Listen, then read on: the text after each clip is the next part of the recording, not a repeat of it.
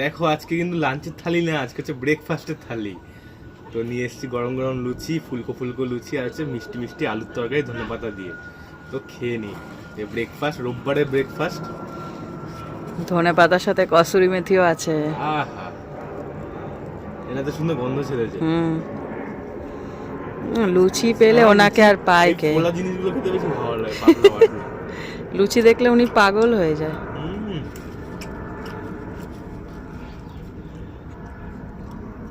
রোববারের সকাল জমে গেল নাকি? তা বলতে তরকারিটাও কি দারুণ হয়েছে।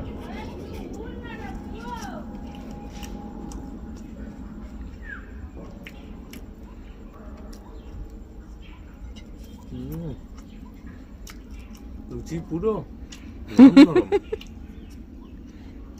এই যে কি স্বাদ।